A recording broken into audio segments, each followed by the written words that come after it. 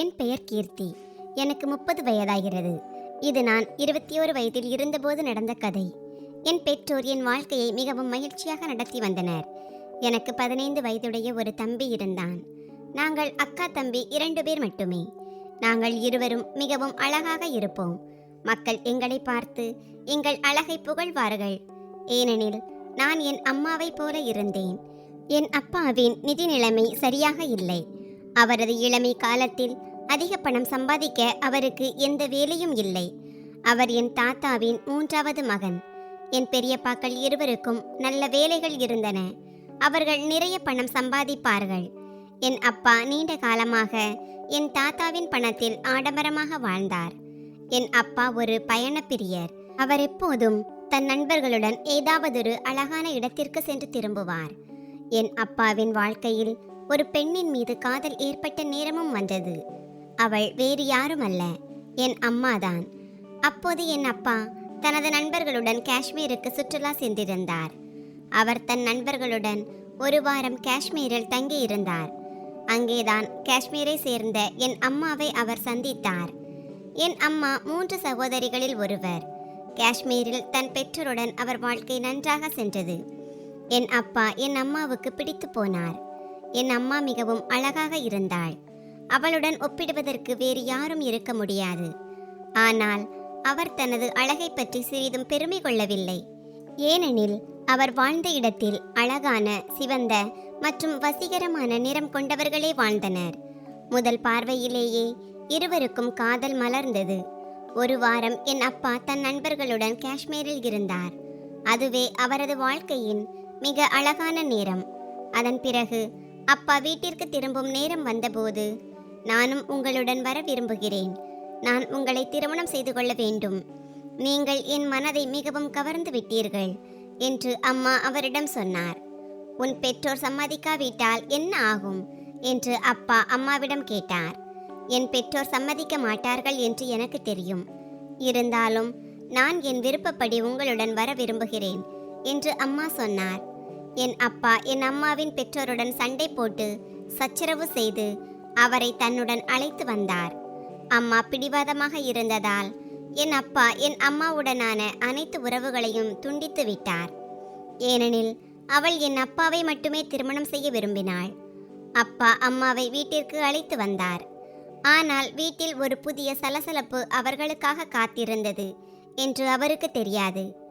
என் தாத்தா மிகவும் கண்ணியமானவர். நாங்கள் வசித்த இடத்தில் இருந்த அனைவரும் என் தாத்தாவை மிகவும் மதித்தனர். தாத்தா மிகவும் மரியாதைக்குரியவர். அவர் காதல் திருமணத்தை முற்றிலும் எதிர்த்தார். யாராவது காதல் திருமணம் செய்து கொண்டால் அவர் அவர்களை மன்னிக்காவிட்டாலும் அந்த காதல் தம்பதியினர் மகிழ்ச்சியாக வாழ அறிவுரை கூறுவார். ஆனால் அவரது சொந்த மகன் இதை செய்தபோது அவருக்கு மிகவும் கோபம் வந்தது. தனது மகன் காஷ்மீரில் இருந்து ஒரு பெண்ணை கடத்தி வருவான் என்று அவருக்கு தெரியாது. என் அம்மாவும் அப்பாவும் ஊருக்கு திரும்பிய போது அம்மா தனது அனைத்து ஆவணங்களையும் தன்னுடன் எடுத்து வந்ததால் அவர்கள் கோர்ட் திருமணம் செய்து கொண்டனர். அதன் பிறகு அப்பா அவளை தன் மனைவியாக வீட்டிற்கு அழைத்து வந்தார். வீட்டில் இருந்த அனைவரும் இருவரையும் ஒன்றாக பார்த்து மிகவும் பயந்து போனார்கள். அப்பா முழு விஷயத்தையும் சொன்னபோது என் தாத்தாவின் கோபம் உச்சத்தை அடைந்தது. அவருக்கு மிகவும் கோபம் வந்தது. ஆனால் இப்போது எதுவும் செய்ய முடியாது. அம்மா காஷ்மீரில் இருந்து இங்கு வந்து விட்டாள். இப்போது அவரால் இங்கிருந்து திரும்பி செல்ல முடியாது. மேலும் அவர்கள் இருவரும் திருமண பந்தத்தில் இணைந்திருந்தனர். தாத்தா மிகவும் சிரமப்பட்டு தன்னை கட்டுப்படுத்தி கொண்டார். ஏனெனில் அவர் முன் அவரது மகனும் மருமகளும் இருந்தனர். என் பாட்டியும் தாத்தாவின் 2 மூத்த மகன்களும் கோபப்படுவதில் இனி எந்த பயனும் இல்லை என்றும், விஷயம் கைமீறி போய்விட்டது என்றும், அவர்கள் இருவரையும் அவர்களது போக்கிலேயே விட்டுவிட வேண்டும் என்றும் அவருக்கு புரிய வைத்தனர். அம்மா மிகவும் அழகாக இருந்ததால் என் பாட்டிக்கு அவள் மீது பாசம் வந்தது. பாட்டி அவளது அழகால் மிகவும் ஈர்க்கப்பட்டார். அத்தகைய ஒரு அழகான பெண்ணை அவள் தன் கண்களுக்கு முன்பாக பார்த்தது ஒருவேளை அதுவே முதல் முறையாக இருக்கலாம். பாட்டி தனது மருமகளை மனதார ஏற்றுக்கொண்டாள். தாத்தாவும் ஏற்றுக்கொண்டார் என்றாலும் அவரால் தனது மனதின் வருத்தத்தை முழுமையாக நீக்க முடியவில்லை. என் அப்பா வெட்கத்துடன் அவர்களிடம் மன்னிப்பு கேட்டார். காலமும் அப்படித்தான் கடந்து சென்றது. என் 2 பெரியப்பாக்களும் ஏற்கனவே வேலை செய்து வந்ததால் தங்கள் குடும்பத்தை தங்கள் வருமானத்தில் கவனித்துக் கொண்டார்கள். ஆனால் என் அப்பா ஒருபோதும் உழைக்காதவர். திருமணம் செய்த பிறகு தாத்தா அவரை எச்சரித்தார். உன் வாழ்நாள் முழுவதும் நான் உனக்கு என் சம்பாத்தியத்தை கொடுத்தேன். ஆனால் இப்போது உன் குடும்பத்தை நீயே பார். உன் மனைவியின் செலவுகளையும் வளரப்போகும் உன் குடும்பத்தின் செலவுகளையும் நீயே கவனித்துக் கொள்ள வேண்டும். நான் உனக்கு இந்த அளவுக்குத்தான் ஆதரவு கொடுக்க முடியும். இதை கேட்டு அப்பா மிகவும் பதற்றமடைந்தார். திருமணத்திற்கு பிறகு எத்தனை பொறுப்புகள் வருகின்றன என்பதை இப்போது அப்பா உணர்ந்தார். ஆனால் என் அம்மா ஒருபோதும் அப்பாவிடம் வருத்தப்படவில்லை. என் அப்பாவை அவள் மிகவும் விரும்பினாள். அதனால் அவர் எந்த நிலையில் இருந்தாலும் அவருடன் வாழ தயாராக இருந்தாள். என் 2 பெரியம்மாக்களும் என் அம்மா மீது பொறாமை கொண்டிருந்தார்கள். எப்போதும் அவர்கள் என் அம்மாவிற்கு எதிராக பாட்டியை தூண்டி விடுவார்கள். காலம் கடந்து கொண்டிருந்தது. அப்பா வேலை தேடி அலைந்து கொண்டிருந்தார். என் அப்பா படித்தவர். அதனால் ஒரு வேலை தேடினார். அவருக்கு ஒரு சாதாரண தொழிற்சாலையில் வேலை கிடைத்தாலும் எல்லாவற்றையும் சரி செய்யும் அளவுக்கு தான் கடுமையாக உழைக்கப் போவதாக அவர் நினைத்தார். என் தாத்தாவுக்கு அதிக சொத்து இல்லை. அவர்கள் வாழ்ந்த வீடு மிகவும் பெரியது. சிறிது காலம் கழித்து நான் பிறந்தேன். எல்லாரும் இந்த மகள் தன் அம்மாவுடைய சாயலில் இருக்கிறாள் என்று சொல்வார்கள். ஏனென்றால் நான் சிறு வயதிலிருந்தே மிகவும் அழகாக இருந்தேன். நான் என் அப்பாவின் உறவினர்களைப் போல சிறிதும் இருக்கவில்லை. நான் பிறந்தபோது என் அம்மாவுக்கு தன் பெற்றோரும் குடும்பமும் மிகவும் நினைவுக்கு வந்தது. ஆனால் அவர் தனது பழைய உறவுகளை எரித்துவிட்டு முன்னேறி சென்று விட்டார். அதனால் அவரால் எப்படி திரும்பி பார்க்க முடியும்? காலம் செல்ல செல்ல தாத்தாவும் பாட்டியும் ஒருவர் பின் ஒருவராக இவ்வுலகை விட்டு பிரிந்தனர். பிறகு வீட்டில் சண்டைகள் சச்சரவுகள் தொடங்கின. இந்த வீடு முழுவதும் எங்களுடையது, இதில் உனக்கு எந்த பங்கும் இல்லை என்று என் 2 பெரிய மக்களும் கூறினர். ஆனால் என் அப்பா, நாங்கள் 3 சகோதரர்களும் சமம். நான் ஒருபோதும் சம்பாதிக்கவில்லை. என் பெற்றோரிடம் என் சம்பாத்தியத்தில் 1 ரூபாயையும் கொடுக்கவில்லை என்றாலும் ஒரு பெற்றோருக்கு எல்லா குழந்தைகளும் சமம்தான். இந்த வீட்டில் மற்ற 2 சகோதரர்களுக்கும் எவ்வளவு உரிமை இருக்கிறதோ அதே உரிமை எனக்கும் உண்டு என்று கூறினார். இது குறித்து நிறைய விவாதம் நடந்தது. 3 சகோதரர்களுக்கும் இடையே சண்டைகள் நடந்தன. பஞ்சாயத்து கூடியதில் இந்த வீடு 3ஆக பிரிக்கப்பட வேண்டும். என் அப்பாவுக்கும் ஒரு பங்கு கிடைக்கும் என்று முடிவு செய்யப்பட்டது. வீடு பிரிக்கப்பட்டது. என் 2 பெரியப்பாக்களும் தங்கள் பங்கை விற்று அந்த பணத்தை கொண்டு வேறு இடத்தில் வீடு வாங்கினார்கள். ஆனால் என் அப்பாவிடம் தனது வீட்டை விற்று வேறொரு வீடு வாங்குவதற்கு போதுமான பணம் இல்லை. என் அப்பாவுக்கு கிடைத்த பங்கு மிக சிறியதாக இருந்தாலும் நான் இதிலும் சமாளிப்பேன். இப்போது நம் வீடு சிறியது, ஆனால் எதிர்காலத்தில் அது பெரியதாகிவிடும். மிக முக்கியமான விஷயம் என்னவென்றால், நம் தலையில் ஒரு சொந்த கூரை உள்ளது என்று என் அம்மா சொன்னாள். இந்த வழியில் எங்கள் வாழ்க்கை கொஞ்சம் நிம்மதியாக செல்லத் தொடங்கியது. அப்பா சம்பாதித்த பணத்தில் எங்கள் வீடு ஓடியது. சிறிது காலத்திற்கு பிறகு என் தம்பி பிறந்தான். என் பெற்றோரின் குடும்பம் நிறைவடைந்தது. என் அம்மாவும் அப்பாவும் எங்கள் இருவர் மீதும் நிறைய அன்பு வைத்திருந்தனர். ஆனால் எங்கள் ஆசைகளை நிறைவேற்ற அவர்களால் முடியவில்லை. ஏனெனில் அப்பாவின் சம்பளத்தில் எங்களின் ஒவ்வொரு ஆசையையும் அவர்களால் நிறைவேற்ற முடியவில்லை. பிறகு காலம் கடந்து சென்றது. நானும் என் தம்பியும் பெரியவர்களானோம். எங்கள் படிப்பும் முடிந்தது. இதற்கிடையில் அப்பாவின் வேலையும் முன்பை விட சிறப்பாக இருந்தது. அப்பா அந்த தொழிற்சாலையில் இருந்து வெளியேறி மற்றொரு தொழிற்சாலையில் வேலைக்கு சென்றார். அங்கு அவருக்கு சம்பளம் மிக அதிகமாக இருந்தது. வாழ்க்கையில் கஷ்டங்கள் கிட்டத்தட்ட இல்லை என்றே சொல்லலாம். என் அப்பாவின் 2 சகோதரர்களும் அவரிடம் எந்த உறவும் வைத்துக் கொள்ளவில்லை. இது எங்கள் சிறிய குடும்பம். நாங்கள் ஒருவருக்கொருவர் எல்லாவற்றிலும் இருந்தோம். எனக்கு 21 வயதான போது நான் சரத் என்பவனை சந்தித்தேன். சரத் என் பயிற்சி மையத்தில் படித்து கொண்டிருந்தான். அவனுக்கு முதல் பார்வையிலேயே என்னை பிடித்து விட்டது. நான் மிகவும் அழகாக இருந்ததால் யாரும் என்னை தொந்தரவு செய்யாமல் என்னை பிடித்துக் கொள்வது எளிது. ஆனால் சரத் விவகாரம் வேறு. சரத் ஒரு நல்ல, நேர்மையான மற்றும் புத்திசாலி பையன். அவன் என்னை தொந்தரவு செய்யவும் இல்லை, ப்ரப்போஸ் செய்யவும் இல்லை. அவன் என் நண்பனாக மாறிவிட்டான். இந்த நட்புக்கிடையே நான் அவனை விரும்ப ஆரம்பித்தேன். பிறகு அவனும் எனக்கு பிடித்து போனான். அதன் பிறகு எங்கள் இருவருக்கும் காதல் மலர்ந்தது. நான் அவனது காதலில் மிகவும் மூழ்கிவிட்டேன். இந்த உலகம் எனக்கு அழகாக தோன்றியது. எப்போதும் சரத் மட்டுமே தெரிவான். என் படிப்பு கிட்டத்தட்ட முடிவடைய போகிறது. ஏனென்றால் நான் பிஎஸ்சி முடித்திருந்தேன். சரத் அப்போது இன்ஜினியரிங் படித்து கொண்டிருந்தான். மேலும் படிக்க வேண்டியிருந்தது. அவனும் என்னைப் போலவே ஒரு சாதாரண குடும்பத்தை சேர்ந்தவன். ஆனால் அவனுடைய குடும்பம் என் குடும்பத்தை விட குறைவான நிலையில் இருந்தது. அவனது வீட்டில் நிதி பிரச்சனைகள் அதிகமாக இருந்தன. ஏனெனில் அவன் தன் பெற்றோருக்கு ஒரே மகன். அவனது அப்பாவுக்கு பிரெயின் டியூமர் இருந்ததால் அவருக்கு தொடர்ந்து சிகிச்சை அளிக்கப்பட்டு வந்தது. சரத் ஒரு சாதாரண வேலை செய்து வந்தான். சரத் சம்பாதித்த பணம் முழுவதும் அவனது அப்பாவின் சிகிச்சைக்காக செலவிடப்பட்டது. அவனது சம்பளம் மிகவும் குறைவாக இருந்தது. அவனும் படிக்க வேண்டியிருந்தது. மேலும் தனது படிப்பின் சுமையையும் அவனாகவே சுமந்து வந்தான். அந்த ஏழை நிறைய பிரச்சனைகளால் சூழப்பட்டிருந்தான். இதற்கிடையில் அவன் என்னை சந்தித்த போது நான் அவனது மனதை புரிந்து கொள்பவளாக இருப்பேன் என்று அவன் கருதினான். ஏனென்றால் அவனுடைய துன்பங்களை நான் நன்றாக புரிந்து கொண்டேன். இந்த நேரத்தில் என் அம்மாவும் அப்பாவும் எனக்கு வரன் தேடிக் கொண்டிருக்கிறார்கள் என்பதை நான் அறிந்தேன். இப்போது உன் படிப்பு முடிந்துவிட்டது. நாங்கள் உன்னை வீட்டில் சும்மா உட்கார வைக்க முடியாது. உனக்கு சரியான வயது வந்துவிட்டது. நீ திருமணத்திற்கு தயாராகிவிட்டாய் என்று அப்பா சொன்னார். ஆனால் என்னால் அவ்வளவு எளிதாக திருமணம் செய்து கொள்ள முடியுமா? நான் சரத்தை விரும்பினேன். நான் உடனடியாக சரத்திடம் இதை பற்றி சொல்லி அவனை எங்கள் வீட்டிற்கு வரன் பேச வர சொன்னேன். அதற்கு சரத், இப்படிப்பட்ட சூழ்நிலையில் நான் எப்படி உங்கள் வீட்டிற்கு வர முடியும்? நான் இன்னும் என் காலில் முழுமையாக நிற்கவில்லை. அதோடு என் அப்பாவின் உடல்நிலையும் மோசமாக இருக்கிறது. இந்த நிலையில் நான் என் குடும்பத்தினரிடம் உன்னை பற்றி பேசினால் என் வீட்டில் எனக்கு என்ன மரியாதை இருக்கும் என்று கேட்டான். சரத், நீ ஏதாவது செய்தாக வேண்டும். இல்லையென்றால் என் பெற்றோர் எனக்கு வேறு இடத்தில் திருமணம் செய்து வைப்பார்கள் என்று நான் சொன்னேன்.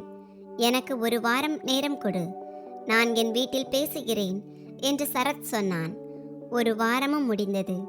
என் அம்மாவும் அப்பாவும் எனக்காக வரன் தேடிக் கொண்டிருந்தனர். பிறகு அவர்களின் எதிர்பார்ப்பை விட மேலான ஒரு வரன் கிடைத்தது. மிகவும் பணக்கார குடும்பம் என்னை பிடித்திருந்தது. அவர்களுக்கு வரதட்சணை பற்றி எந்த கவலையும் இல்லை. என் குடும்பத்தின் நிதி நிலைமையை பற்றியும் கவலை இல்லை. அவர்களுக்கு தங்கள் மகனுக்கு ஒரு அழகான பெண் தேவைப்பட்டாள். என்னை போன்ற ஒரு அழகான பெண்ணை பார்த்து அவர்கள் என்னை தங்கள் வீட்டிற்கு மருமகளாக ஆக்க முடிவு செய்தனர். அவர்கள் மிகவும் பணக்காரர்களாக இருந்ததால் எனக்கு இங்கேயே திருமணம் செய்து வைப்பதாக அப்பா முடிவு செய்தார். நான் சரத்திடம் இதை பற்றி சொன்னபோது அவன் தனியாகவே எங்கள் வீட்டிற்கு வந்து என் அம்மா அப்பாவிடம் பேசினான். அவன் என்னை பிரிந்து செல்ல விரும்பவில்லை என்பதால் அவனது இந்த தைரியம் எனக்கு மிகவும் பிடித்திருந்தது. சரத் என் அப்பாவிடம் பேசி, நான் கீர்த்தியை மிகவும் நேசிக்கிறேன். நான் அவளை மட்டுமே திருமணம் செய்ய விரும்புகிறேன். அவளும் என்னை காதலிக்கிறாள் என்று சொன்னான். அப்பா என் விருப்பத்தை கேட்டபோது, ஆமாம், நானும் சரத்தை விரும்புகிறேன் என்று நானும் சொன்னேன். என் அப்பாவின் பார்வையில் சரத் ஒரு சாதாரணமாக தோற்றமளிக்கும் பையன். ஆனால் நான் யாருடன் திருமணம் செய்ய பேசினார்களோ அவன் மிகவும் ஸ்மார்ட்டாக இருந்தான். அப்பாவுக்கு சரத் பிடிக்கவில்லை. அப்பா சரத்திடம் அவனது படிப்பு, மாதாந்திர வருமானம் மற்றும் அவனது குடும்பத்தை பற்றி கேட்டார். சரத் தன்னை பற்றிய அனைத்து தகவல்களையும் என் அப்பாவிடம் மிகவும் சரியாக கொடுத்தான். அவன் ஒரு பொய் கூட சொல்லவில்லை. நாங்கள் யோசித்து உங்களுக்கு சொல்கிறோம் என்று அப்பா சரத்திடம் சொன்னார். என் அப்பா ஒப்புக்கொள்வார் என்று சரத்தும் எதிர்பார்த்தான். அவன் எங்கள் வீட்டிலிருந்து சென்றான். ஆனால் அவன் சென்ற பிறகு அம்மாவும் அப்பாவும் என்னை கடுமையாக கண்டித்தனர். அப்பா உணர்ச்சி பூர்வமாக பேசினார். நீ எங்கள் நம்பிக்கையை உடைத்து விட்டாய். எங்களுக்கு நீ செய்தது மிகவும் தவறு. இந்த குள்ளமான பையனிடம் நீ என்ன கண்டாய்? அவன் பார்க்க நன்றாக இல்லை. அவனது குடும்பமும் சரியாக இல்லை. அவன் சரியாக சம்பாதிக்கவும் இல்லை.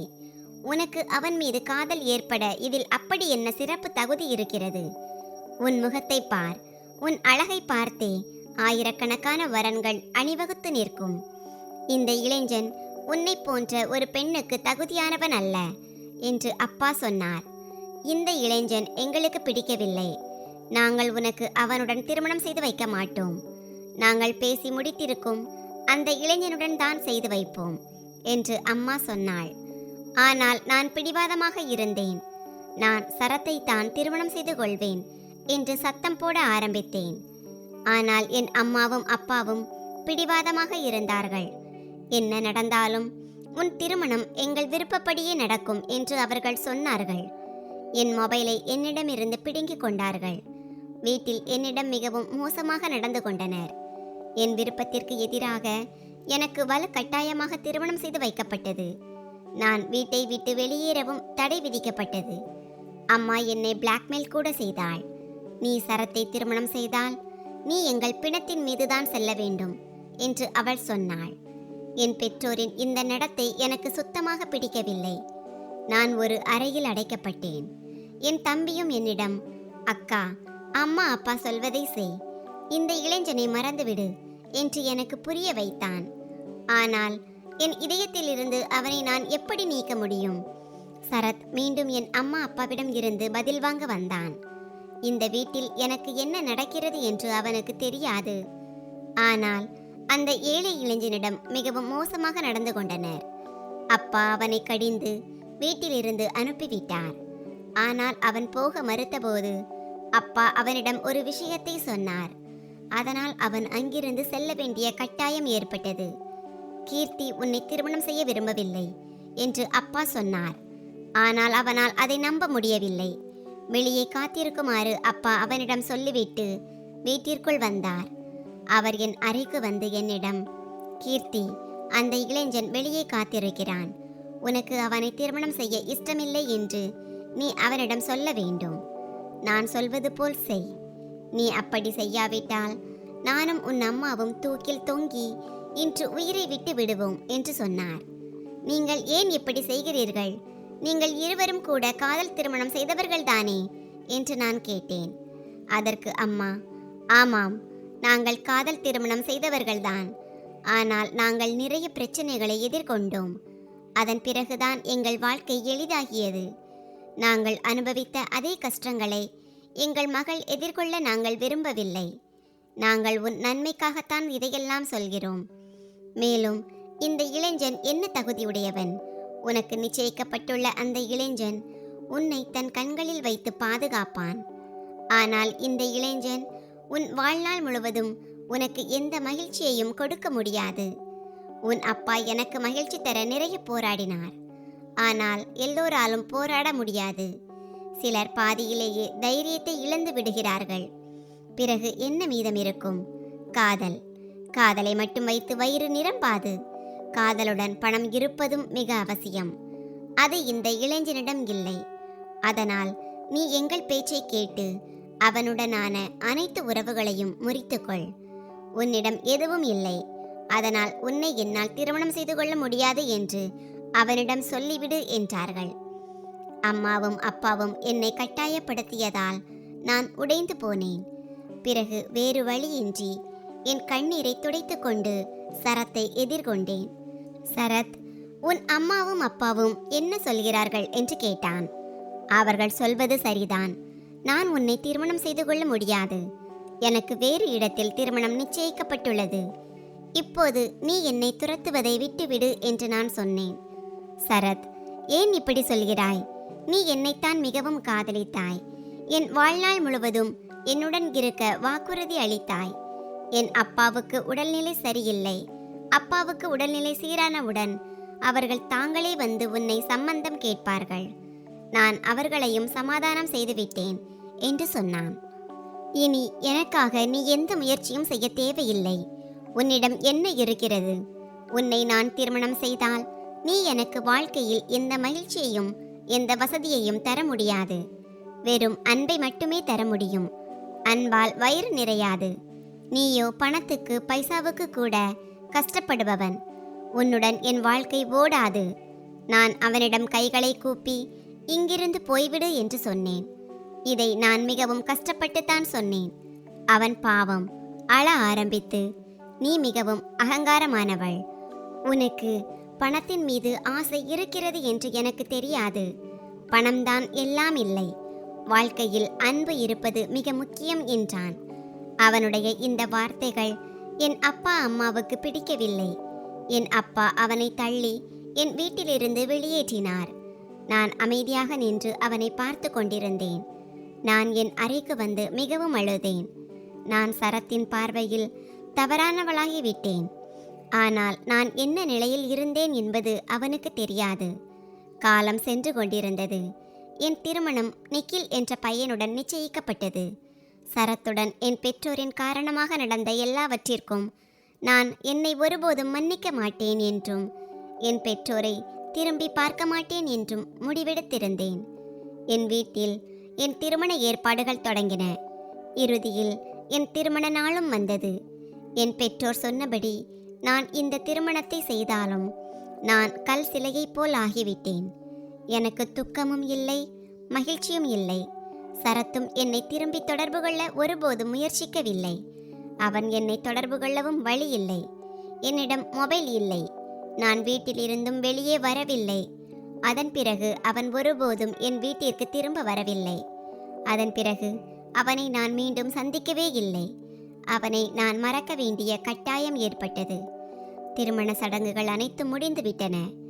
என் விடைபெறும் நேரம் வந்தது. விடைபெறும் நேரத்தில் அப்பா, அம்மா, என் சகோதரன் ஆகியோர் என்னை கட்டிப்பிடித்து மிகவும் அழுதனர். ஆனால் என் கண்ணில் இருந்து ஒரு துளி கூட கண்ணீர் வரவில்லை.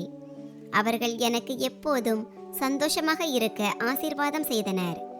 நான் அவர்களை திரும்பி பார்த்து, நீங்கள் ஆசீர்வாதம் செய்ய தேவையில்லை என்று சொன்னேன். நீங்கள் எனக்கு ஒரு பணக்கார பையனுடன் திருமணம் செய்து வைத்திருக்கிறீர்கள்.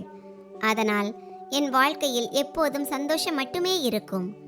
நான் திருமணத்திற்கு பிறகு உங்களை திரும்பி பார்க்க ஒருபோதும் வரமாட்டேன். உங்களுடனான எல்லா உறவுகளையும் நான் முடித்து விட்டேன். என் வாயிலிருந்து இந்த வார்த்தைகளை கேட்ட என் அப்பா அம்மாவும் அழ ஆரம்பித்து, மகளே, நாங்கள் இதையெல்லாம் உன் நன்மைக்காகத்தான் செய்தோம் என்றார்கள். ஆனால் நான் சந்தோஷமாக இருக்க முடியாத இத்தகைய நன்மை எனக்கு தேவையில்லை. என் திருமணம் முடிந்து நான் என் புகுந்த வீடு சென்றபோது புகுந்த வீட்டில் எல்லாம் சரியாக இருந்தது. என் வாழ்க்கையின் தொடக்கமும் தொடங்கிவிட்டது. நிக்கில் என்னை பாதுகாப்பாக வைத்து எல்லா வகையிலும் சந்தோஷமாக வைக்க முயற்சித்தான். ஆனால் என் முகத்திலிருந்து மகிழ்ச்சி எங்கோ மறைந்து போயிருந்தது.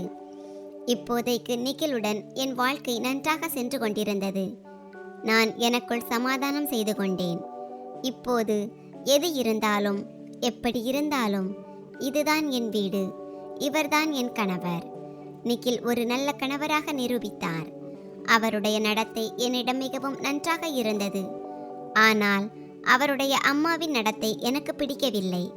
அவர்கள் என்னிடம் பேசுவதையும் விரும்பவில்லை.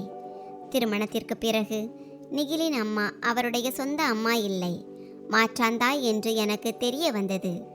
அவர் இந்த விஷயத்திற்காக என் மீது ஏன் பழி வாங்கினார் என்று எனக்கு தெரியவில்லை. ஒருவேளை என் இருப்பு அவருக்கு பிடிக்காமல் இருந்திருக்கலாம். நிகிலின் அப்பா பெரும்பாலும் அலுவலகத்தில் இருப்பார். வீட்டில் நானும் என் மாமியாரும் மட்டுமே இருந்தோம். சில காலத்திற்கு பிறகு நான் தாய்மை அடையும் மகிழ்ச்சியை பெற்றேன். நான் ஒரு மகனை பெற்றெடுத்தேன். இந்த மகிழ்ச்சியில் என் அப்பா அம்மாவும் கலந்து கொள்ள வந்திருந்தனர். ஆனால் நான் அவர்களை எச்சரித்து விட்டேன். என் வாழ்க்கையிலோ அல்லது என் வீட்டிலோ இனிமேல் தலையிட முயற்சிக்காதீர்கள் என்று. அவர்கள் தங்கள் மகள் தங்கள் மீது கோபமாக இருக்கிறாள் என்பதை அறிந்திருந்தனர். ஆனால் இப்போது நீ கோபத்தை கைவிட வேண்டும். நீ நன்றாக இருக்கிறாய் என்று நாங்கள் நம்புகிறோம். நான் அவர்களை திரும்பி பார்க்க விரும்பவில்லை. நான் நன்றாக இருந்தேன் என்றாலும் நான் சந்தோஷமாக இல்லை. நான் சடங்குகளை செய்வதற்காகவும் வாழ்க்கையை நடத்துவதற்காகவும் மட்டுமே நிகிலின் மனைவியாக இருந்தேன். என் மகன் என் வாழ்க்கையில் வந்தபோது வாழ்க்கை மகிழ்ச்சியானது. நான் என் திருமண வாழ்க்கையை ஏற்றுக்கொண்டேன். மாமியாரின் நடத்தை இன்னும் என்னிடம் சரியாக இல்லை. என் கணவர் மற்றும் மாமனார் பின்னால் என்னை பற்றி நிறைய பேசினார். நான் எல்லாவற்றையும் பொறுத்து கொண்டேன். பிறகு சில வருடங்கள் கழித்து எனக்கு ஒரு மகள் பிறந்தாள். என் கணவர் தங்கள் குழந்தைகளுடன் மிகவும் சந்தோஷமாக இருந்தார். இப்போதும் நானும் சந்தோஷமாக இருக்க ஆரம்பித்தேன். ஆனால் என் மகிழ்ச்சி எனக்கு அதிக நாட்கள் நிலைக்கவில்லை. என் கணவருக்கு ஒரு பயங்கரமான விபத்து ஏற்பட்டது. அந்த விபத்தில் அவர் உயிரிழந்தார். இந்த செய்தி எனக்கு தெரிய வந்தபோது நான் நிலைகுலைந்து போனேன். எனக்கு சின்னஞ்சிறு குழந்தைகள் இருந்தனர். என் குழந்தைகள் அனாதைகளாகி விட்டார்கள் என்று நினைத்து என் நிலை மிகவும் மோசமானது. என் கணவர் என்னையும் குழந்தைகளையும் விட்டு போய்விட்டார். இதை என்னால் தாங்கிக் கொள்ள முடியவில்லை. இருந்தபோதிலும் நான் குழந்தைகளுக்காக என்னை சமாளித்துக் கொண்டேன். என் கணவருடன் நான் முழு 5 வருடங்கள் கழித்தேன். இந்த 5 வருடங்களில் அவர் எனக்கு எந்த பிரச்சனையையும் வரவிடவில்லை. ஆனால் அவர் இறந்த பிறகு அவருடைய தாயின் நடத்தை என்னிடம் மேலும் மோசமடைந்தது. அவருடைய மாற்றாந்தாய் தன் கணவர் மற்றும் மகனின் முழு சொத்தின் மீதும் தானே ஆதிக்கம் செலுத்த விரும்பினார். இப்போது நிகிலுக்கு குழந்தைகளும் இருக்கிறார்கள். இந்த சொத்து எல்லாம் நிகில் இறந்த பிறகு அவருடைய குழந்தைகளுக்குத்தான் சேரும் என்பதை அவர் புரிந்து கொண்டார். அதனால் அவர் தந்திரமாக என்னை வீட்டிலிருந்து வெளியேற்றிவிட்டார். என்னிடம் மிகவும் மோசமாக நடந்து கொண்டார். என் மாமனார் என்னை மிகவும் நல்லவளாக நினைத்தார். ஆனால் என் மாமியார் என் கணவர் இறந்த பிறகு என் மீது திருட்டு குற்றம் சாட்டி மாமனார் முன் நான் தான் திருடினேன் என்று தெளிவாக கூறினார். ஆனால் நான் திருடவில்லை. அவர் இப்போது எங்கள் நிகில் இந்த உலகத்தை விட்டே போய்விட்டான். இந்த பெண்ணுக்கு எங்கள் வீட்டில் எந்த வேலையும் இல்லை. இவளுடைய குழந்தைகளும் எங்களுக்கு தேவையில்லை. இவள் எங்கள் வீட்டிலும் இருக்க முடியாது என்று சொன்னார். என் மாமனாரின் மனதிலும் என் மாமியார் நிறைய வெறுப்பை நிரப்பிவிட்டார். இப்படி நான் அந்த வீட்டிலிருந்து ஆதரவற்றவளானேன். நான் வீட்டிலிருந்து வெளியேற்றப்பட்டேன். நான் என் குழந்தைகளை அழைத்து கொண்டு தெருக்களில் அங்குமிங்கும் அலைந்து கொண்டிருந்தேன். நான் என்ன செய்வது, எங்கே போவது என்று எனக்கு புரியவில்லை. என் தாய் வீட்டிற்கு போகவும் முடியவில்லை. ஏனென்றால் நான் மிகவும் சுயமரியாதை உள்ளவளாகிவிட்டேன். காலத்தையும் சூழ்நிலையையும் எதிர்த்து போராட நான் கற்றுக்கொண்டிருந்தேன். என் குடும்பத்தினர் நான் சந்தோஷமாக இருப்பேன், நன்றாக இருப்பேன் என்று எவ்வளவு முயற்சித்தார்களோ அவ்வளவு என் விதி மோசமாக இருந்தது. இப்போது நான் என் குழந்தைகளை அழைத்து கொண்டு தெரு தெருவாக அலைந்து கொண்டிருந்தேன். என் குழந்தைகள் பசியால் அழுது கொண்டிருந்தனர். நான் அவர்களை வைத்துக்கொண்டு சாலையின் ஓரத்தில் உட்கார்ந்திருந்தேன். பிறகு எனக்கு என் ஒரு தோழியின் வீடு நினைவுக்கு வந்தது. நான் என் குழந்தைகளை அழைத்து கொண்டு அங்கே போனேன். அவள் என் கல்லூரி தோழி. நீண்ட காலத்திற்கு பிறகு அவளை நான் சந்திக்கப் போகிறேன். அவள் எனக்கு உதவுவாளா இல்லையா என்று நான் யோசித்துக் கொண்டிருந்தேன். நான் அவள் வீட்டிற்கு போனேன். அவள் என்னை பார்த்ததும் அடையாளம் கண்டுகொண்டாள். அவள் வீட்டில் அவள் குடும்பத்தினரும் இருந்தனர். அனைவரும் தங்கள் வேலைகளில் பிஸியாக இருந்தனர். அவள் என்னையும் என் குழந்தைகளையும் அழைத்து கொண்டு தன் அறைக்குள் சென்றாள். அங்கு போன பிறகு நாங்கள் பேசிக்கொண்டோம். என்னை பார்த்து அவள் கவலைப்பட்டு, என்ன ஆயிற்று, இன்று நீ என் வீட்டிற்கு எப்படி வந்தாய் என்று கேட்டாள். பிறகு நான் அவளிடம் நான் மிகவும் கஷ்டத்தில் இருக்கிறேன் என்று சொன்னேன். என் குழந்தைகள் நேற்று முதல் பசியுடன் இருக்கிறார்கள். சாலையில்தான் என் நேரத்தை கழித்து வருகிறேன். எனக்கு உன் உதவி தேவை. நான் தங்குவதற்கும் நான் வேலை செய்வதற்கும் ஒரு ஏற்பாடு செய்து கொடு என்று கேட்டேன். அவள் இதை கேட்டபோது என் குழந்தைகளுக்காக உணவை வரவழைத்தாள். என் 2 குழந்தைகளும் வயிறு நிறைய சாப்பிட்டன. அவள், வேலைக்கு நான் உன்னை பற்றி பேசுகிறேன், ஆனால் இப்போது எந்த இடமும் காலியாக இல்லை என்று சொன்னாள். நான், நீ தங்குவதற்கு எங்கே ஏற்பாடு செய்ய முடியும்? நான் இந்த வீட்டில்தான் வசிக்கிறேன். உன்னிடம் பணம் இருந்தால் நான் உனக்கு வாடகைக்கு ஒரு வீட்டை கண்டுபிடிக்க முடியும் என்று சொன்னாள். நான் அவளிடம், என் புகுந்த வீட்டார் என்னை வெறும் கையுடன் வீட்டிலிருந்து வெளியேற்றி விட்டார்கள். என்னிடம் எதுவும் இல்லை என்று மறுத்தேன். அவள் எனக்கு சிறிது பணம் கொடுத்தாள். இதைத் தவிர என்னால் உனக்கு வேறு எந்த உதவியும் செய்ய முடியாது என்று சொன்னாள். அவள் என் குழந்தைகளுக்கு உணவு கொடுத்தது, பணம் கொடுத்தது, இதுவே எனக்கு போதும். நான் அவள் வீட்டிலிருந்து புறப்பட தயாரான போது, கீர்த்தி, நீ உன் வாழ்க்கையை இப்படி எவ்வளவு நாள் கழிப்பாய்? உனக்கு சின்னஞ்சிறு குழந்தைகள் இருக்கிறார்கள். உனக்கு ஆதரவு தேவை. நீ 2வது திருமணம் செய்து உன் வாழ்க்கையை அமைத்துக் கொள்ள வேண்டும் என்று அவள் சொன்னாள். நான், என்னை திருமணம் செய்ய யார் முன் வருவார்கள்? எனக்கு குழந்தைகள் இருக்கிறார்கள். 2 குழந்தைகளுக்கு தாயை யார் திருமணம் செய்து கொள்வார்கள் என்று கேட்டேன். என் தோழி பிங்கி, ஏன் செய்ய மாட்டார்கள்? இந்த உலகில் மனைவி இறந்தவர்கள், திருமணம் சரியாக அமையாதவர்கள், அல்லது ஏதாவது காரணத்தால் திருமணம் செய்ய முடியாதவர்கள் என பலர் இருக்கிறார்கள். அவர்கள் உன்னை போன்ற பெண்களின் துணையைத்தான் நாடுகிறார்கள். அவர்கள் தங்கள் வீட்டை சமாளிக்க வேண்டும் என்று சொன்னாள். நான் திருமணம் செய்ய விரும்பவில்லை. எனக்கு பணம் மட்டுமே சம்பாதிக்க வேண்டும் என்று சொன்னேன். பிறகு பிங்கி எனக்கு ஒரு யோசனை கொடுத்தாள். அவள், நீ திருமணமும் செய்ய வேண்டாம், பணமும் சம்பாதிக்க வேண்டும் என்றால் ஏன் பணம் கொடுத்து தன் தேவைக்காக மட்டும் திருமணம் செய்யும் ஒருவரை திருமணம் செய்யக்கூடாது என்று கேட்டாள். நான் அதிர்ச்சியடைந்து பிங்கியை பார்த்தேன்.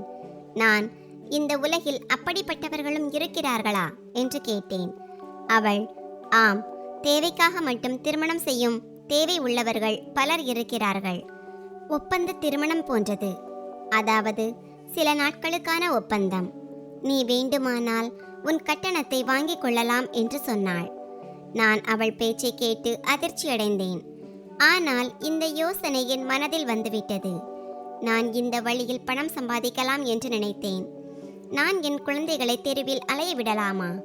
தேவைக்காக இருந்தாலும் என் குழந்தைகளை வளர்க்க என்னிடம் பணம் வருமே. எப்படியும் எனக்கு வேறு எந்த ஆதரவும் இல்லை. என் குழந்தைகளுக்காக ஒரு பெண் என்னவெல்லாம் செய்ய மாட்டாள்? என் குடும்பத்தினரிடமிருந்து நான் எந்த உதவியும் பெற விரும்பவில்லை.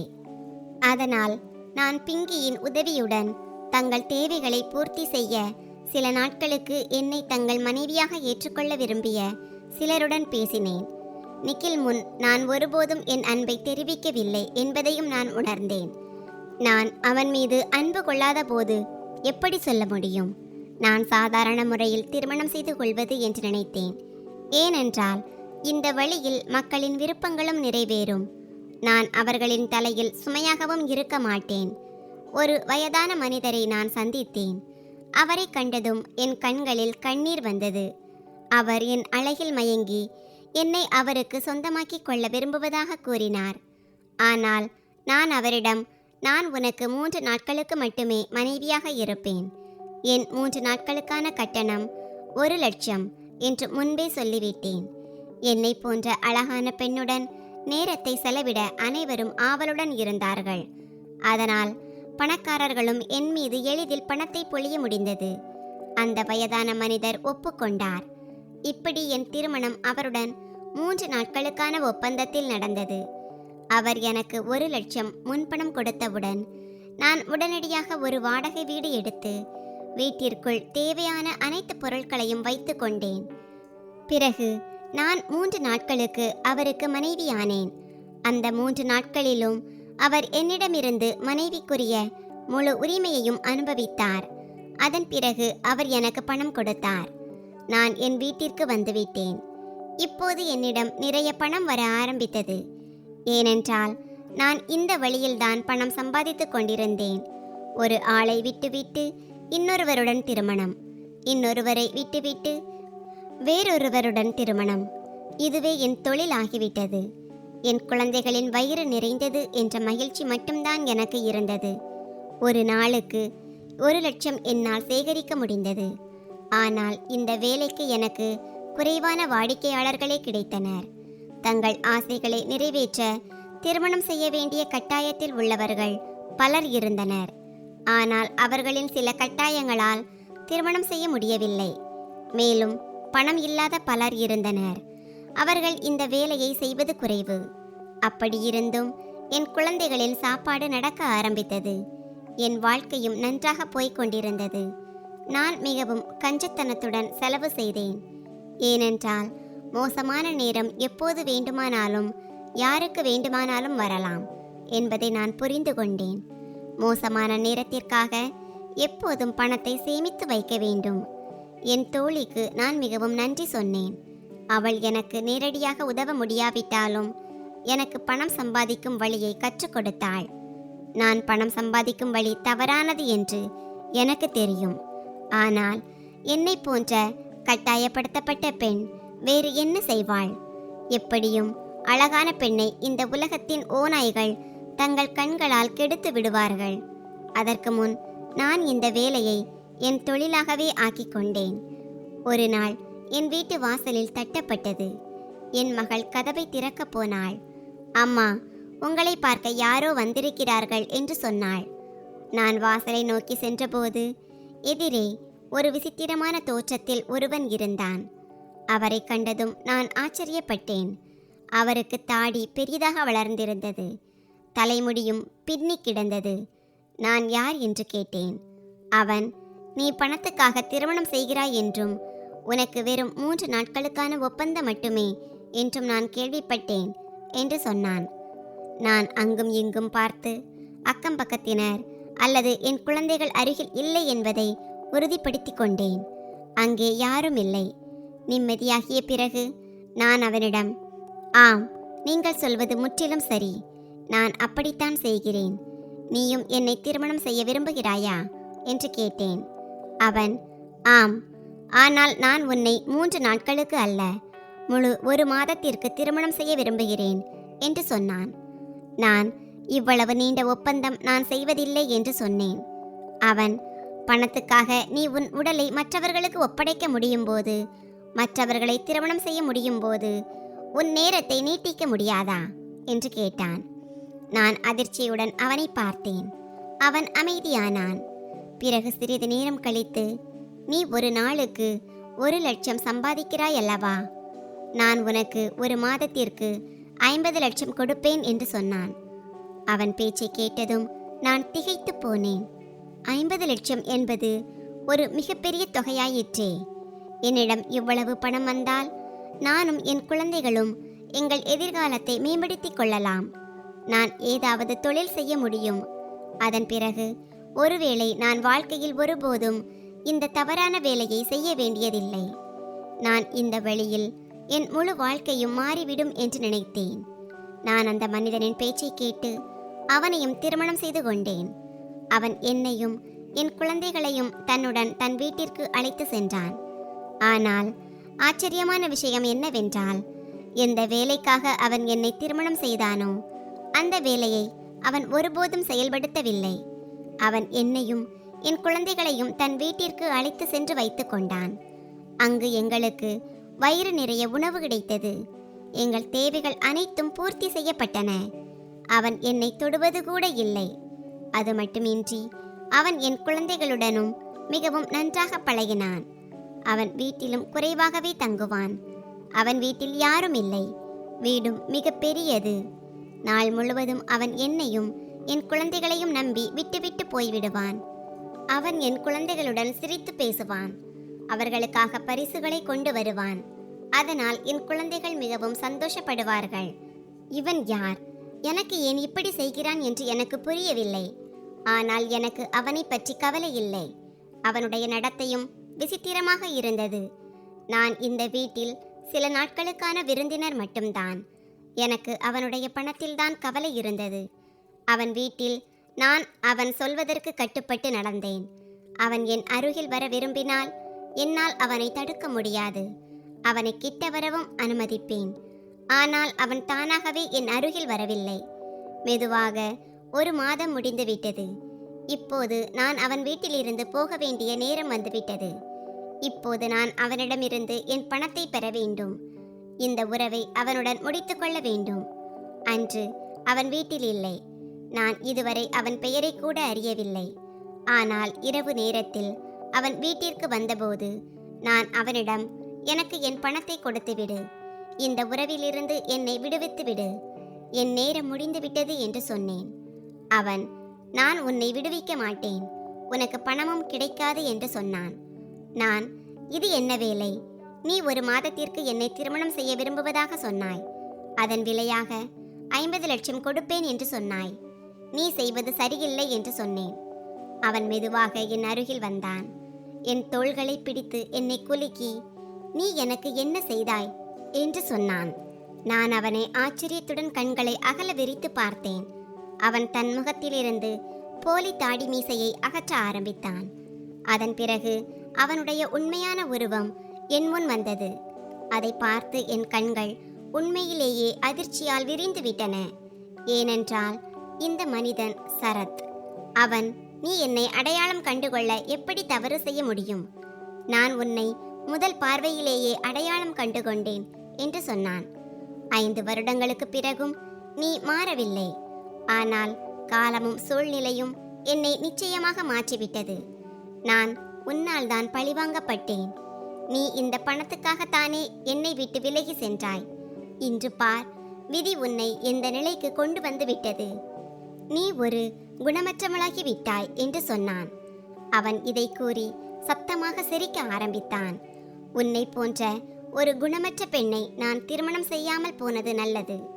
நீ பணத்தாசையில் இவ்வளவு குருடாகி மக்களை திருமணம் செய்ய துணிந்து விட்டாய் என்று சொன்னான்.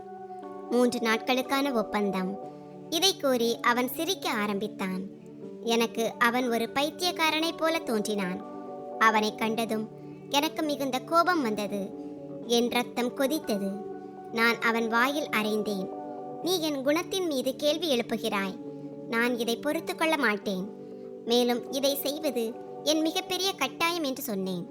அவன், நல்லது, பிறகு உன் அந்த பணம் எங்கே போனது? நீ எதற்காக என்னை விட்டு பிரிந்தாயோ? உன் கணவன் எங்கே போனான்? உன் அப்பா அம்மா உனக்கு யாருடன் திருமணம் செய்து வைத்தார்களோ அவன் மிகவும் பணக்காரன் அல்லவா? அவன் உனக்கு வாழ்க்கையின் எல்லா மகிழ்ச்சியையும் கொடுக்க முடியும் அல்லவா? அதனால் என்ன நடந்தது? நீ ஏன் இந்த வேலையை செய்கிறாய்? உன் அன்பு பொய்யானது. நீ பொய்யானவள். நீ எப்போதும் இப்படித்தான் இருப்பாய் என்று சொன்னான். இன்று என்னை பார். நீ என்னை சிறுமைப்படுத்தியது என்னை மாற்றிவிட்டது. நீ என்னை விட்டு விலகி சென்றாய். நான் வீட்டிற்கு சென்றபோது என் அப்பா இறந்து விட்டிருந்தார். அப்பாவின் மரணத்தில் நான் மிகவும் அதிர்ச்சி அடைந்தேன். அப்பா இறந்த சிறிது காலத்திலேயே அம்மாவும் இந்த உலகத்தை விட்டு போய்விட்டார். பிறகு நான் முற்றிலும் தனியாகிவிட்டேன். நான் என் வீட்டை விற்றுவிட்டு என் படிப்பை தொடர லண்டன் சென்றேன். அங்கே நான் எனக்கான ஒரு புதிய உலகத்தை உருவாக்கினேன். என்னை மாற்றிக்கொண்டேன். என் தொழிலில் கவனம் செலுத்தினேன். இன்று பார், நான் ஒரு வெற்றிகரமான தொழிலதிபர் ஆகிவிட்டேன். நான் சிறிது காலத்திற்கு இங்கு வந்திருந்த போது நீ இந்த வழியில் வேலை செய்ய தொடங்கிவிட்டாய் என்று எனக்கு தெரிய வந்தது. அதனால் நான் உன்னிடமிருந்து என் பழியை தீர்த்து கொள்ளலாம் என்று நினைத்தேன். ஆனால் இப்போது நீ யார்? உனக்கு எந்த மதிப்பும் இல்லை என்று சொன்னான். நான், நீ தொழிலதிபராகிவிட்டது நல்லது. ஆனால் நீ இப்போதும் அதே மனிதன்தான். யாருக்கு என் அன்பு ஒருபோதும் தெரியவில்லை. உன்னை போன்ற ஒருவனால் என் அன்பை புரிந்து கொள்ள முடியவில்லை என்று சொன்னேன். அவன், நீ என் மீது அன்பு கொள்ளவில்லை கீர்த்தி. நீ என் மீது அன்பு கொண்டிருந்தால் அன்று உன் அப்பா முன் இந்த விஷயத்தை ஏற்றுக்கொண்டிருப்பாய் அல்லவா? என்னை சிறுமைப்படுத்தி உன் வீட்டிலிருந்து வெளியேற்றி இருக்க மாட்டாய் என்று சொன்னான். நான், நீ தவறாக புரிந்து கொள்கிறாய். நான் பொய் சொல்கிறேன் என்று நீ நினைக்கிறாய். இவர்கள் என் குழந்தைகள். என் குடும்பத்தினர் கட்டாயப்படுத்தி எனக்கு திருமணம் செய்து வைத்தனர். நான் இந்த வேலையை செய்ய கட்டாயப்படுத்தப்பட்டிருக்கிறேன். எனக்கு இந்த வேலையில் விருப்பம் இல்லை. மக்களை திருமணம் செய்து அவர்களிடம் பணம் பெறுவதில் எனக்கு ஆசை இல்லை. நான் மிகவும் அழகாக இருக்கிறேன் என்று எனக்கு தெரியும். ஆனால் என் அழகை இந்த சமூகத்தின் ஓநாய்கள் கெடுத்து விடுவார்கள்.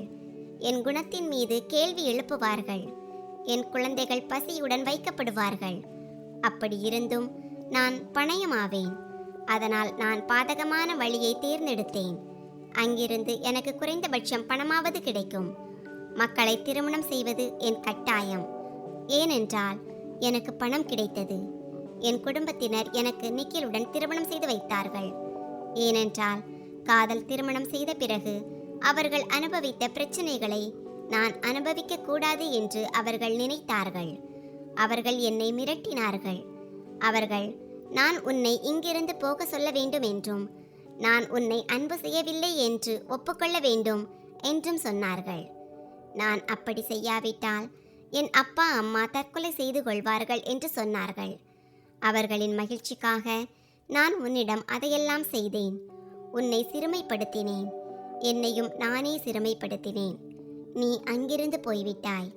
ஆனால் நான் நிக்கிலுடன் எத்தனை கஷ்டத்துடன் வாழ்ந்தேன் என்பது எனக்கு மட்டுமே தெரியும். அவனுடன் நான் சந்தோஷமாக இல்லை. ஆனால் அப்படி இருந்தும் அவனுடன் வாழ்க்கையை நடத்தினேன். அவனுடன் எனக்கு குழந்தைகள் பிறந்தார்கள். குழந்தைகளுக்காக நான் என்னை சமாளித்துக் கொள்ள கற்றுக்கொண்டேன். ஆனால் விதி வேறு எதையோ தான் தீர்மானித்திருந்தது. சிறிது காலத்திற்கு பிறகு என் கணவர் ஒரு விபத்தில் இறந்து விட்டார். என் புகுந்த வீட்டார் என்னை வீட்டிலிருந்து வெளியேற்றி விட்டார்கள்.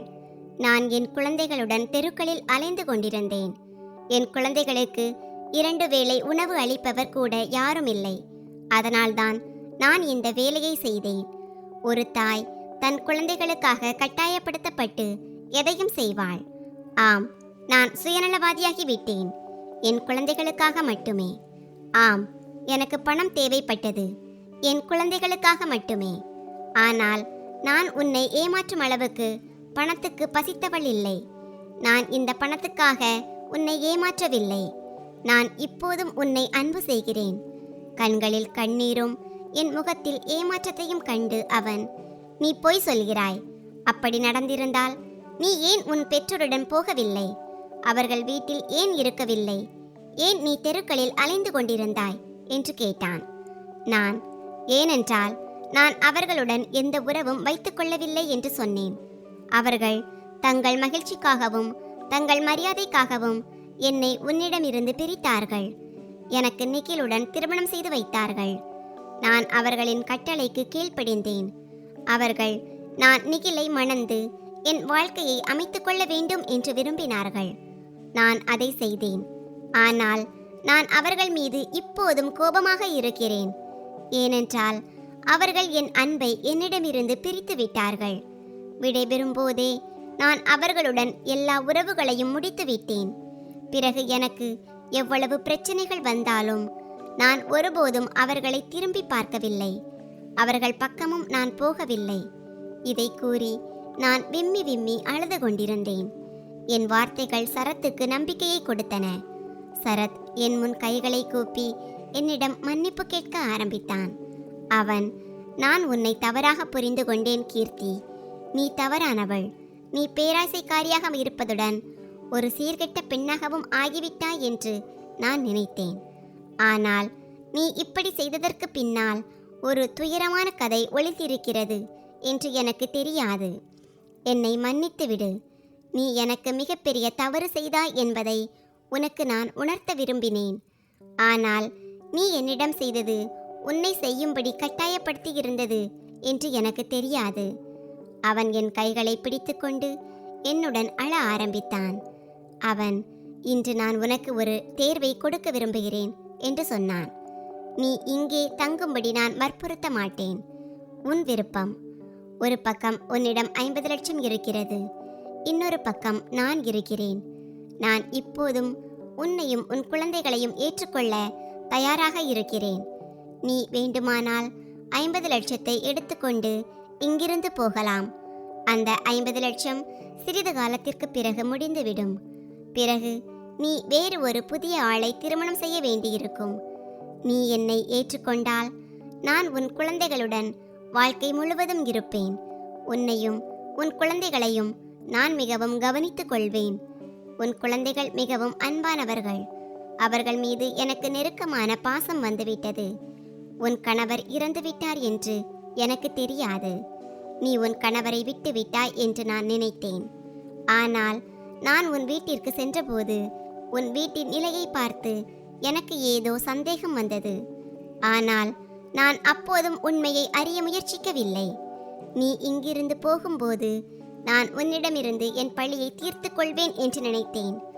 நான் உன்னை விடமாட்டேன். உன்னுடன் உறவில் இப்படித்தான் இருக்க அனுமதிப்பேன். உன்னுடன் இருந்தும் உன்னுடையவனாக இருக்க மாட்டேன். உன்னை விடுவிக்க மாட்டேன். அப்போதுதான் உனக்கு என் அன்பின் உணர்வு தெரியும். ஆனால் என்னை மன்னித்து விடு. என் உணர்வை உனக்கு தெரிவிக்கும் முயற்சியில் நான் உனக்கு மிகப்பெரிய தவறு செய்திருப்பேன். அவன், உனக்கு எந்த தேர்வு சரியாக தோன்றுகிறதோ அதை நீ தேர்ந்தெடுக்கலாம் என்று சொன்னான். சரத்தின் பேச்சை கேட்ட நான் யோசிக்க ஆரம்பித்தேன். நான் என்ன செய்வது? ஆனால் இந்த ஒரு மாதத்தில் என் குழந்தைகள் சரத் மீது மிகவும் அன்பு கொண்டிருப்பதை நான் பார்த்தேன். 50 லட்சத்தால் என் முழு வாழ்க்கையும் ஓடாது என்றும் எனக்கோ என் குழந்தைகளுக்கோ எந்த ஆண்மகனின் ஆதரவும் கிடைக்காது என்றும் நான் நினைத்தேன். சரத் ஒரு நல்ல மனிதன். நான் சரத்துடன் இருப்பதைத்தான் விரும்பினேன். இப்படி என் குழந்தைகளுக்கு தந்தையின் ஆதரவும் கிடைக்கும். என் முழு வாழ்க்கையும் சரத்துடன் செலவிடப்படும். சரத்துடன் திருமணம் செய்து கொள்ள வேண்டும் என்ற என் ஆசை நிறைவேறியது. இப்படி எனக்கு என் அன்பு கிடைத்தது. நான் சரத்திடம் என் விருப்பத்தை சொன்னபோது அவன் மிகவும் சந்தோஷப்பட்டான். அவனுடன் நான் திருமண பந்தத்தில் ஏற்கனவே இருந்தேன். அவன் எனக்கும் என் குழந்தைகளுக்கும் ஆதரவு கொடுத்தான். இப்படி நாங்கள் இருவரும் பழைய விஷயங்களை மறந்து எங்கள் புதிய வாழ்க்கையை தொடங்கினோம். என் பெற்றோருக்கு தங்கள் மகள் என்ன மாதிரியான பிரச்சனைகளை எதிர்கொண்டாள் என்பது இதுவரை தெரியவில்லை. என் பெற்றோரை போன்ற சிந்தனையுடன் இருக்கும் சில பெற்றோர்களிடம் நான் ஒரு கேள்வி கேட்க விரும்புகிறேன். நீங்கள் அனுபவித்த பிரச்சனைகளை உங்கள் குழந்தைகளும் அனுபவிக்க வேண்டும் என்பது அவசியமில்லை. வாழ்க்கையில் பிரச்சனைகள் வந்து போகும். எல்லோர் பிரச்சனைகளும் வெவ்வேறு வடிவங்களில் இருக்கும்.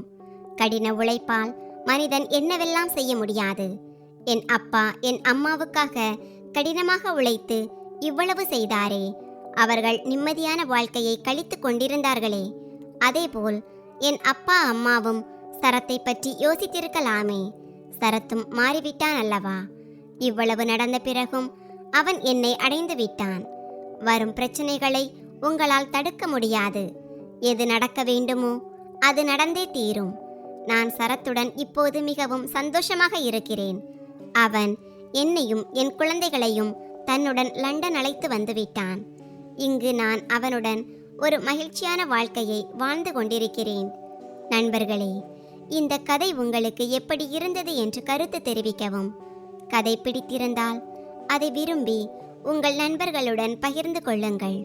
இது போன்ற புதிய சுவாரஸ்யமான கதைகளுக்கு எங்கள் சேனலை சப்ஸ்கிரைப் செய்யுங்கள்.